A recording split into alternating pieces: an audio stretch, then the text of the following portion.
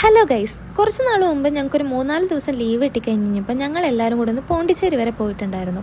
അതിൻ്റെ ഒരു ചെറിയ വ്ളോഗാണ് കേട്ടോ ഇത്. സത്യം പറഞ്ഞാൽ ഞങ്ങൾ ടിക്കറ്റ് ഇവിടുന്ന് പോകാനുള്ളത് മാത്രമേ ബുക്ക് ചെയ്തുള്ളായിരുന്നു. ബാക്കിയൊക്കെ അവിടെ പോയിട്ടാണ് ചെയ്തത്. ഒരു ഓട്ടോ ചേട്ടനെ പരിചയപ്പെട്ടിട്ടുണ്ടായിരുന്നു. പുള്ളി ഞങ്ങൾക്ക് വണ്ടി റെൻറ്റിനെടുത്ത് തന്നു, സ്റ്റേക്കുള്ള സ്ഥലമൊക്കെ ശരിയാക്കി തന്നു കേട്ടോ. ഇവിടുന്ന് വൈകിട്ട് വൈറ്റിലേന്ന് ഒരു 7 മണിയാകുമ്പോൾ ബസ്സുണ്ട്. രാവിലെ 6 മണിയാകുമ്പോൾ അവിടെ എത്തും. ഞങ്ങൾ ആദ്യം പോയ സ്ഥലമാണ് ഇതേ ഗരുഡ പാർക്ക്. ഇവിടുത്തെ എൻട്രി ഫീ കുറച്ച് കൂടുതലാണ്. അതിനുള്ള ഫെസിലിറ്റീസ് അതിൻ്റെ ഉള്ളിൽ ഇല്ല എന്ന് ഞങ്ങൾക്ക് തോന്നി. പക്ഷേ എന്നെപ്പോലെ പേടിയുള്ളവർ പോയിട്ടുണ്ടെങ്കിൽ സത്യം പറഞ്ഞാൽ ഒന്നും എക്സ്പീരിയൻസ് ചെയ്യാൻ പറ്റില്ല.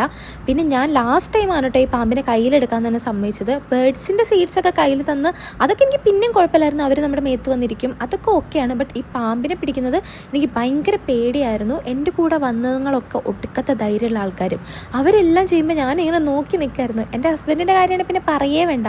ആൾക്ക് പിന്നെ ഇതൊക്കെ ഭയങ്കര ഇഷ്ടമുള്ള കാര്യമാണ്. ആളൊക്കെ സുഖമായിട്ട് എടുത്തു കേട്ടോ. എനിക്ക് ഡോഗ്സ് കുഴപ്പമില്ല, ഞാൻ പെറ്റ് ലവറാണ്. പക്ഷെ പാമ്പ് അതേപോലെ തന്നെ ഒരു കാര്യമായിരുന്നു കയാക്കിങ്. അതൊക്കെ നല്ല എക്സ്പീരിയൻസ് ആയിരുന്നു കേട്ടോ. അത്യാവശ്യം നമുക്ക് നല്ല ഒരു ലോങ് പോകാൻ പറ്റുന്ന ഒരു കയാക്കിങ് ട്രിപ്പ് തന്നെയായിരുന്നു.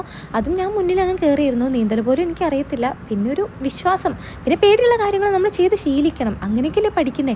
എല്ലാം പേടിയെന്ന് പറഞ്ഞാൽ എങ്ങനെ ശരിയാവുന്നത്? അങ്ങനെ എനിക്ക് പേടിയുള്ള 1-2 കാര്യങ്ങൾ ഞാൻ പോണ്ടിച്ചേരിയിൽ നിന്ന് തീർത്തിട്ടാണ് വന്നത്. അത് ഞങ്ങളിത് ഈ ബീച്ചിലൊക്കെ പോയി. സത്യം പറഞ്ഞാൽ ഞങ്ങൾക്കൊരു നല്ല വേർത്തായിട്ടുള്ളൊരു ട്രിപ്പ് തന്നെയായിരുന്നു. 3 ദിവസത്തെ ട്രിപ്പായിരുന്നു കേട്ടോ അത്. തിരിച്ച് ഞങ്ങൾ പോണ്ടിച്ചേരിയിൽ നിന്ന് ഡയറക്റ്റ് വൈറ്റിലേക്കുള്ള ബസ് ഉണ്ടായിരുന്നു. അതിനാണ് കേട്ടോ വന്നത്. അപ്പോൾ ഓക്കെ, ബൈ.